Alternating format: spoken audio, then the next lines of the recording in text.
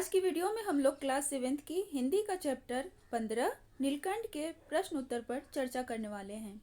Hello everyone, welcome back to दापूस learning. मैं अनुराधा।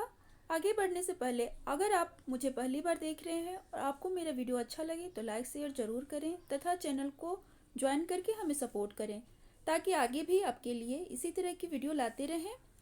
सो are you ready? Let's go start. पाठ का नाम है नीलकंठ और लेखिका है महादेवी वर्मा। यह रेखा चित्र एक मोर मोरनी के जोड़े पर आधारित है। इसी तरह की महादेवी वर्मा की एक और रेखा चित्र है जिसका नाम है गिल्लू, जो एक गिलहरी पर आधारित है। तो इस पाठ का पहला प्रश्न है, मोर मोरनी के नाम किस आधार पर रखे गए? उत्तर है नीलाभ ग्रीवा, अर्थात नीली गर्दन के कारण मोर का नाम नीलकंठ रखा गया। वह मोरनी सदा उसकी छाया के समान उसके साथ रहती थी, इस कारण उसका नाम राधा रखा गया। जैसे कृष्ण की छाया बनकर राधा जी हमेशा उनके साथ रहती थी, उसी तरह से उस मोरनी का नाम भी राधा रखा गया। दूसरा प्रश्न है, जाली के बड़े घर में पहुंचने पर मोर के बच्चों का किस प्रकार स्वागत हुआ? उत्तर, दोनों नवागंतुकों ने पहले से ही उस घर में रहने वाले लोगों में उस प्रकार का कौतूहल जगाया जैसे नववधु के आगमन पर परिवार में उत्सुकता और प्रसन्नता होती है। जैसे शादी के बाद नई नई दुल्हन घर में आती है तो जैसे घर में प्रसन्नता का माहौल रहता है और उसे देखने के लिए लोग चारों तरफ से घेर कर खड़े रहते हैं, उसी तरह से जब मोर मोरनी का जोड़ा पहली बार घर में आया तो वहां पर पहले से रह रहे जानवरों में एक तरह से उत्सुकता का माहौल हो गया। वो लोग उसे देखने के लिए चारों तरफ से घेर कर खड़े हो गए। जैसे लक्का कबूतर नाचना छोड़ उनके चारों ओर घूम घूम कर गुटर गूं की रागनी अलापने लगा। रागनी मीन्स गाना गाने लगा। बड़े खरगोश सभ्य सभासदों के समान क्रम से बैठकर उनका निरीक्षण करने लगे। क्रम से बैठकर मतलब लाइन से खड़े हो गए और उसे देखने लगे। छोटे खरगोश उनके चारों ओर उछल कूद मचाने लगे। तोते एक आंख बंद करके उनका निरीक्षण करने लगे। तीसरा प्रश्न है, लेखिका को नीलकंठ की कौन कौन सी चेष्टाएं बहुत भाती थी? उत्तर, नीलकंठ देखने में बहुत सुंदर था। वैसे तो उसकी हर चेष्टा ही अपने आप में आकर्षक थी, लेकिन लेखिका को निम्न चेष्टाएं अत्यधिक भाती थीं। कौन सी चेष्टाएं भाती थी? तो पहला है, मेघों के गर्जन की ताल पर उसका इंद्रधनुष के गुच्छे जैसे पंखों को मंडलाकार बनाकर तन्मय होकर नृत्य करना।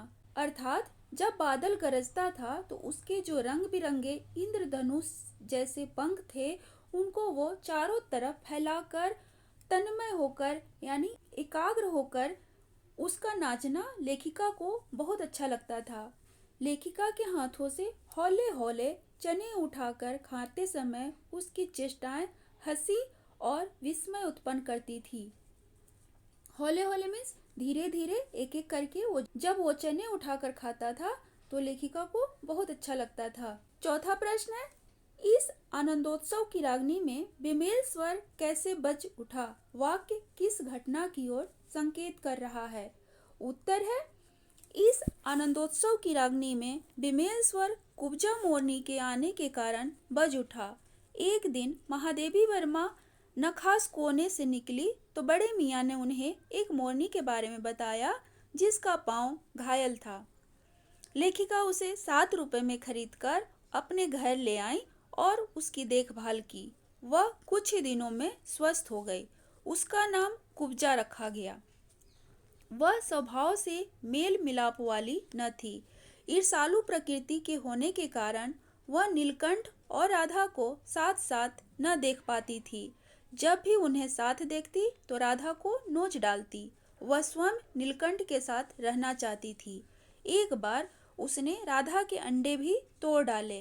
इसी कोलाहल व राधा की दूरी ने नीलकंठ को अप्रसन्न कर दिया, जो अंत में उसकी मृत्यु का कारण बना।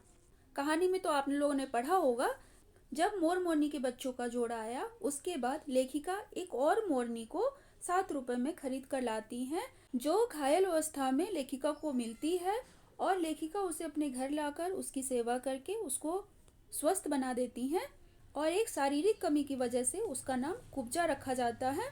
वह अपने नाम के अनुरूप ही जलनखोर प्रकृति की थी और वह नीलकंठ के साथ राधा को बिल्कुल भी देखना पसंद नहीं करती थी और राधा को क्या किसी और भी जानवर को उसके पास देखना बिल्कुल भी पसंद नहीं करती थी और वह उसके साथ खुद ही रहना चाहती थी। 5वां प्रश्न है, वसंत ऋतु में नीलकंठ के लिए जाली घर में बंद रहना असहनीय क्यों हो जाता था? उत्तर, नीलकंठ को फलों के वृक्षों से भी अधिक पुष्पित व पल्लवित वृक्ष भाते थे।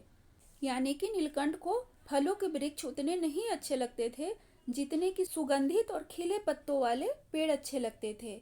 इसलिए जब बसंत में आम के वृक्ष मंजरियों से लद जाते और अशोक का पेड़ लाल पत्तों से ढक जाता तो नीलकंठ के लिए जाली घर में रहना असहनीय हो जाता। तब उसे जाली घर से बाहर छोड़ देना पड़ता क्योंकि उसे ऐसे पेड़ों पर जाकर बैठना बहुत अच्छा लगता था।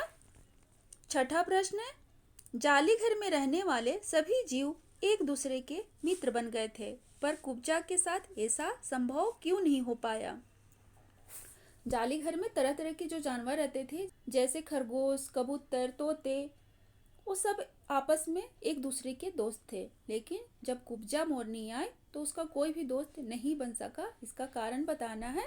तो उत्तर है, जाली घर में रहने वाले सभी जीव जंतु एक दूसरे से मित्रता का व्यवहार करते थे। खरगोश, तोते, मोर, मोरनी सभी मिलजुल कर रहते थे, लेकिन कुब्जा का स्वभाव उनके जैसा नहीं था। वह स्वभाव से ही ईर्ष्यालु होने के कारण हरदम सबसे झगड़ा करती थी और अपनी चोंच से नीलकंठ के पास जाने वाले हर एक पक्षी को नोच डालती थी। वह किसी को भी नीलकंठ के पास आने नहीं देती थी, यहाँ तक कि उसने इसी ईर्ष्यावश राधा के अंडे भी तोड़ दिए थे। उसके इसी व्यवहार के कारण वह किसी की मित्र न बन सकी। 7वां प्रश्न है, नीलकंठ ने खरगोश के बच्चे को सांप से किस तरह बचाया? इस घटना के आधार पर नीलकंठ के स्वभाव की विशेषताओं का उल्लेख कीजिए। कहानी में एक बार नीलकंठ ने खरगोश के बच्चे को सांप से बचाया था, तो उस घटना के आधार पर नीलकंठ के स्वभाव की विशेषता के बारे में पूछा जा रहा है। तो सबसे पहले हम खरगोश के बच्चे को सांप से किस तरह नीलकंठ ने बचाया उसके बारे में हम लिखेंगे। उसके बाद नीलकंठ की विशेषता बताएंगे कि उसकी विशेषता क्या थी। तो यहाँ पे 3 विशेषताएं उसकी दी गई है, सजगता और सतर्कता, साहसी और दक्ष रक्षक। तो देखते हैं, एक बार एक सांप पशुओं के जाली घर के भीतर आ गया। सब जीव जंतु इधर उधर भागकर छिप गए, परंतु एक शिशु खरगोश सांप की पकड़ में आ गया।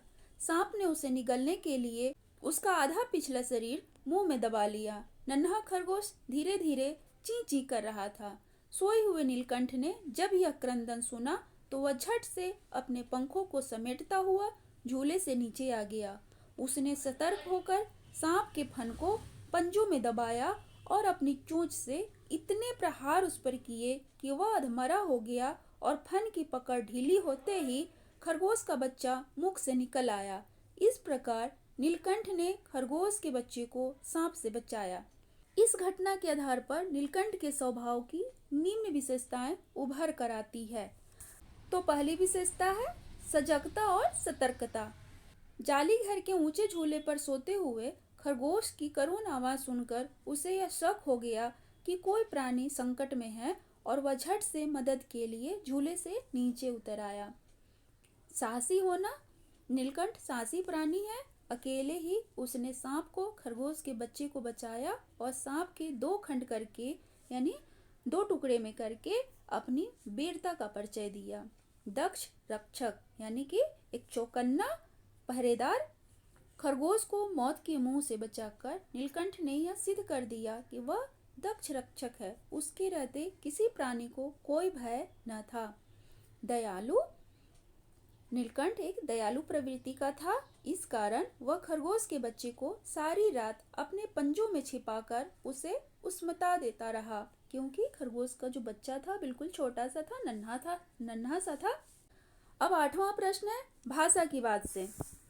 रूप शब्द से कुरूप, स्वरूप, बहुरूप आदि शब्द बनते हैं। इसी प्रकार नीचे लिखे शब्दों से अन्य शब्द बनाओ। गंध, रंग, फल, ज्ञान। इन शब्दों से नए नए शब्द बनाने हैं। तो उत्तर गंध शब्द से गंधहीन, गंधक, सुगंध, दुर्गंध, सब में गंध मिला हुआ है।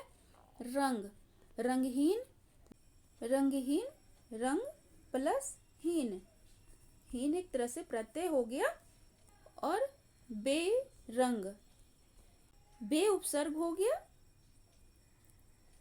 और मिलके हो गया बेरंग, जिसमें कोई रंग नहीं है। बदरंग, जैसे कलर डिसकलर हो जाता है ना, उसी तरह से बदरंग। रंग रोगन, जब घर में पेंट होता है तो उसको बोलते हैं रंग रोगन। अब फल है तो फल को मिलाकर सफल, कुफल, असफल, फलदार। फल देने वाले पेड़ को फलदार कहते हैं। फलित, फलने को फलित। ज्ञान, ज्ञान से जो शब्द बने हैं अज्ञान, विज्ञान और ज्ञानी। आगे देखें, 9वां प्रश्न है, नीचे दिए गए शब्दों के संधि विग्रह कीजिए। संधि मीन्स होता है मिलाना और विग्रह मीन्स होता है उसको अलग अलग करना। जैसे नीलाभ है तो यह संधि विच्छेद है। किसका संधि विच्छेद है? नीलाभ का। नील प्लस आभ मिलके हो गया नीलाभ। नौ आगंतुक, नौ मीन्स नया, आगंतुक मीन्स आने वाला। जो जब कोई नया मेहमान आता है तो उसको बोलते हैं नवागंतुक, नया आने वाला। तो 9 प्लस आगंतुक मिलकर हो गया नवागंतुक। अब विग्रह करना है किसका? सिंहासन और मेघासन का। तो सिंहासन का विग्रह होगा सिंह प्लस आसन। जिसका आसन सिंह का बना हो उसे बोलते हैं सिंहासन।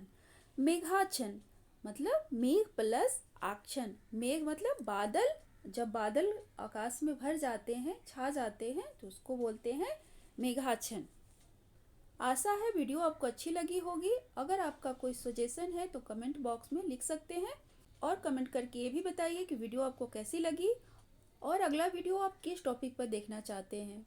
तो चलिए मिलते हैं किसी नई वीडियो में। तब तक के लिए स्वस्थ रहिए, मस्त रहिए। Good bye.